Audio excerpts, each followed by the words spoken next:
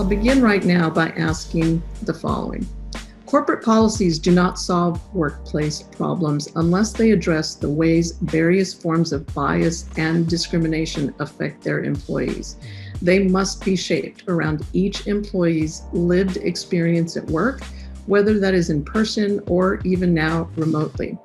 Can you each share, beginning with my Dean Angela, with us your perspective on how workplace harassment affects people with overlapping marginalized identities? Dean. Yeah, so thank you very much. Thank you very much for that kind introduction. I'd say one of the important lessons that we learned from the Me Too movement, and in particular some of the criticisms that came from the Me Too movement, is that we have to recognize there's no essential experience for women, for men, for anyone, however anyone identifies. They identify as also as gender nonconforming when it comes to harassment. There's no essential experience. That too often when people think of harassment in this country, they envision a particular kind of victim, right? And for many people, they envision, for example, a white woman, or they envision a white non-disabled heterosexual woman, right? And even then, when they're thinking about the kind of harassment that they actually consider to be actionable, they might be thinking about a harassment that's occurring in a corporate environment versus a factory or something that people view as a blue-collar environment. In fact, we have court cases that make references to the kinds of things that suggest that there's a certain level of harassment that should be more tolerated in what they call, quote, this is a quote actually from a case, more rough and tumble blue collar environments, right? And the fact of the matter is that harassment is incredibly complex. The presence, the persistence of harassment is influenced by a lot of factors, not only gender and sex, but also race, class, status, education, parental status, all kinds of identity characteristics also really shape harassment. And so then any particular kind of allegation of sexual harassment has to be evaluated within whatever kind of social context, and also has to be evaluated within a historical context as well. And so employers have to be aware not only of sexual harassment and how it's defined legally, but they also have to have an understanding of the fact that sexual harassment is not only about sex and sexual desire, but as Vicky Schultz has often told us, that it's also about sexism, it's about masculinity, that it's about preserving gender hierarchy in many ways, and they need to be paying attention to non-sexual forms of sexism, and keeping that in mind. I would also say that employers also need to be aware about race, other identities. I'll speak about race in particular. They need to be aware about racial stereotypes, the history of racism, how these stereotypes might be facilitating harassment of different people at the intersection of their identities, or and how that might be pertinent to the various kinds of experiences they're having in their workplace. So these stereotypes might be affecting not only how and why each of the parties are acting the way they do in the workplace or interacting with each other in the workplace. They might be shaping the lens through which others are viewing them in the workplace. One of the things that we know about sexual harassment is that women of color are harassed at higher levels than white women. And it's often harassment at the intersection of sex and race. Often you want to add class on there too. And one of the things that might make people more vulnerable or feel like they can't report is that they feel like they have fewer opportunities. They can't find another job as easily, right? Discrimination plays a role in all of those things. Thinking about the various types of stereotypes that apply to different women of color might also shape the ways in which people are harassed, right? So think about stereotypes that apply to, stereotypes of a spicy Latina or loose Black women, or fetishized stereotypes of Asian American women, and how all those play a role in the different ways in which people might take advantage of different employees in the workplace. And I think employers just need to be aware of all of those dynamics and how they might be shaping any particular situation. I'll stop there. Current events have certainly drawn attention to not just racial undertones of our culture here in America, but also anti-Semitic sentiment, and certainly against the Asian community. So in transitioning to religious discrimination, I'll ask Isra to discuss the additional consideration on religion. Thank you. Can you guys hear me okay? Okay, great. First of all, thank you for the introduction, and I'm really glad to be part of this panel. I thought what I would do is share from my kind of lived experience working in a bunch of different sectors, law firms, government, academia, and share kind of what I've learned about what harassment kind of looks like in the workplace, because it doesn't always look like, it's not particularly aggressive sometimes, right? So in my case, I started wearing hijab as a 14-year-old. And at that time, I didn't really know too much about what I was getting into. But when I transitioned to the workplace, it became very apparent to me that religious identity, ethnic identity, immigration status, gender identity, and even my identity as a mother all kind of combined into one and affected the way that I was perceived in the workplace. So I'll give you a couple of examples of what that kind of looks like. I think one prevailing stereotype of Muslim women and South Asian Muslim women, Arab Muslim women is the idea that the Muslim female identity is incompatible with the American, quote unquote American female identity. So that kind of looks like, the Muslim woman as the other, as foreign, as the values being incompatible with the American lifestyle. So for me, that translated to,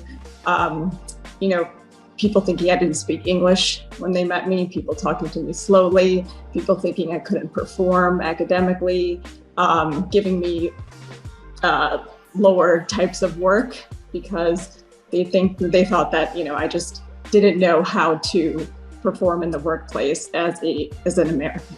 So, excuse me. So that's kind of what that looked like, as, Muslim woman as the other. Then there was this idea that the Muslim woman is exotic, is kind of very fascinating. I think fascinating was a word that I used to hear most often. And that manifested as, less aggressive, but asking questions about, I noticed that you wear hijab, but isn't that very suffocating? Isn't that very confining? Wouldn't it be easier if you took that off? Things like that. Those were questions that I was asked. Actually, those were kind of verbatim questions that I was asked in several interviews. Very prestigious, I would say, interviews.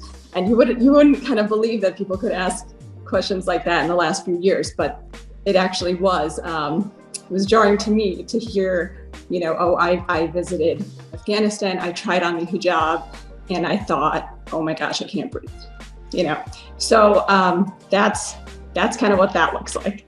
And then I would also say, even in another kind of very prestigious type of setting, asking what's a day look like in the life of a Muslim woman? When you're there to be a professional and there to present yourself as a professional, to be asked solely about your life wearing the hijab or a day in the life of you as an American Muslim woman is a very kind of marginalizing experience.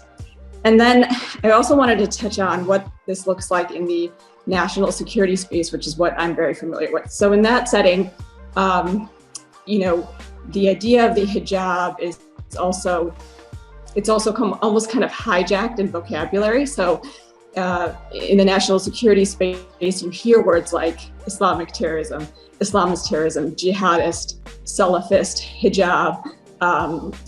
Hijab is like a negative. So all of these words have been kind of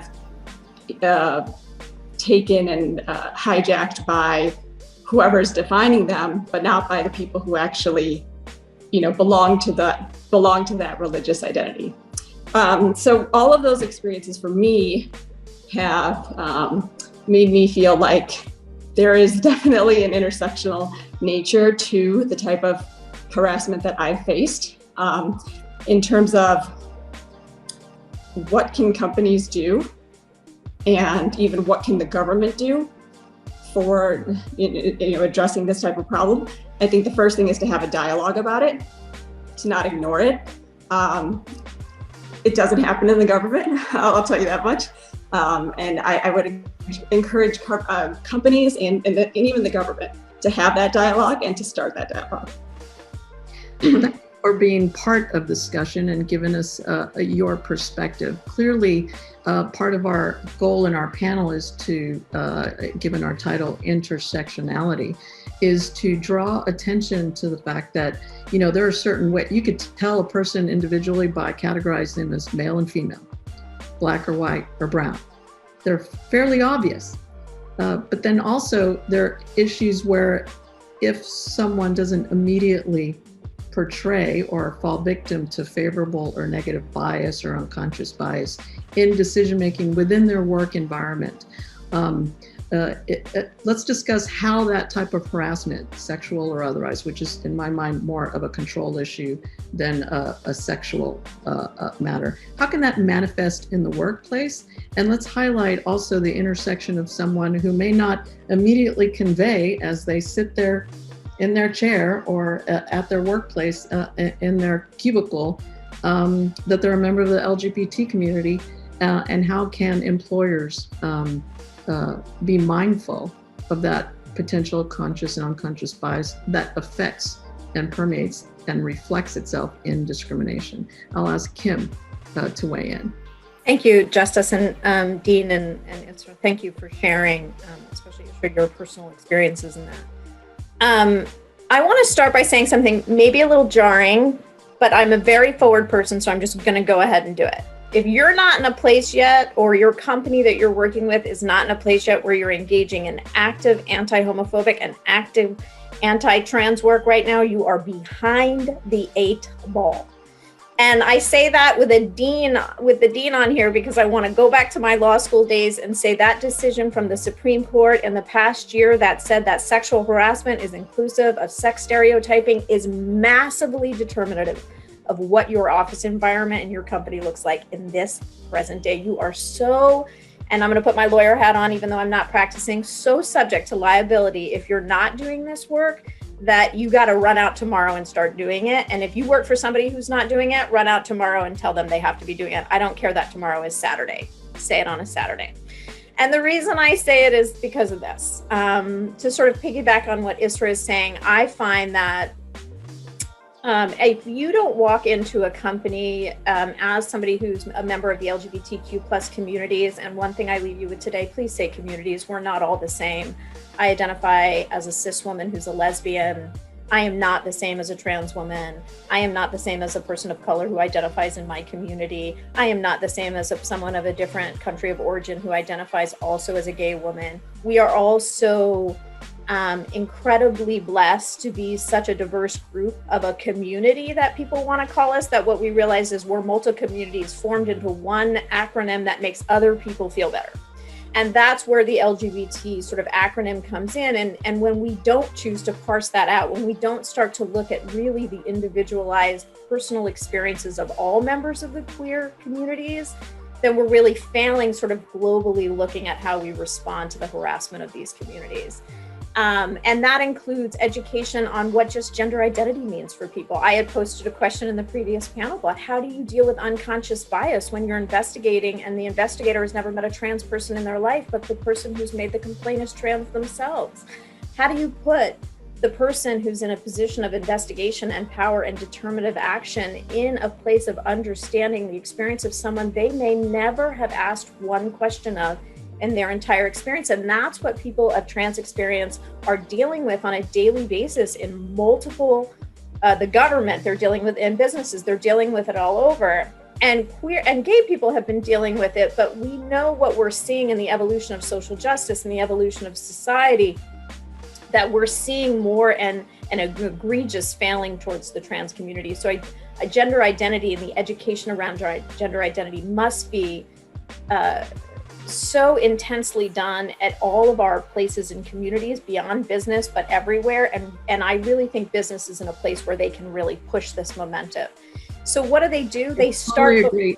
I'm sorry, Kim, but we've got one more speaker before we get in the break rounds. But I really am anxious to hear your feedback in our break rooms where we can get down to the nitty gritty on that. But I'd like to ask Anupa to discuss the intersectionality when it comes to disability discrimination and how DEI efforts need to address accessibility as part of their diversity concerns. Anupa. Thank you. Good afternoon, everyone, and thank you for having me on this panel. So I think pulling back, I want to start off by saying that harassment on the basis of disability is one of the most, it is prevalent, but it's an area where there is a lack of research and a lack of evidence on how prevalent harassment is. And that was something that actually came out in the EEOC Commission report, the Select Task Force on the Study of Harassment, and that there's just a lack of evidence on harassment on the basis of disability. And disability presents itself in so many different ways. As someone, and I'm piggybacking off of Isra's, her experience, I think when everyone can see me here, you can see that I identify as a cis woman. I am South Asian. But what you can't see is the fact that I am a person with a psychiatric disability. And I have been in institutions prior to going to law school.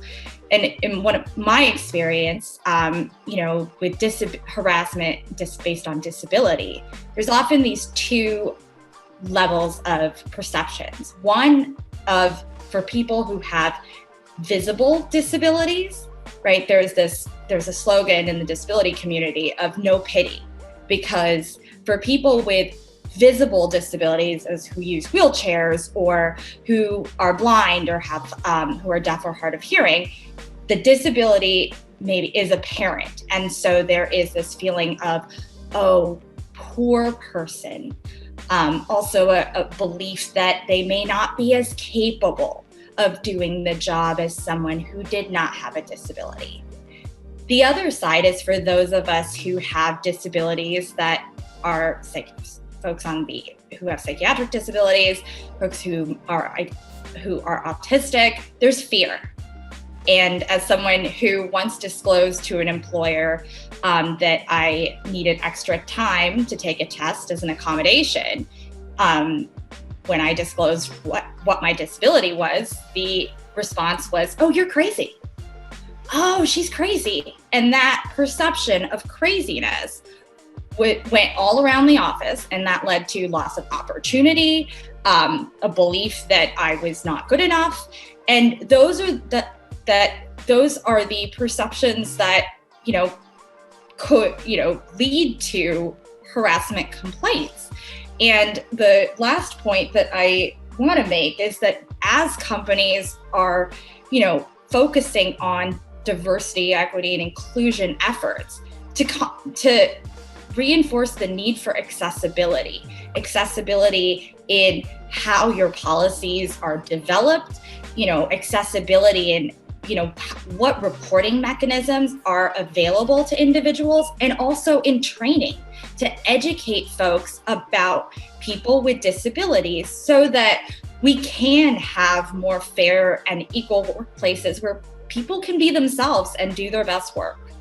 Thank you, Anupta. Certainly in previous sessions, we've heard about not just anti-harassment training, but maybe civility training, bias training, all sorts of additional perspectives can be lent because it's not something that is mutually exclusive and separated. So there is certainly an intersection.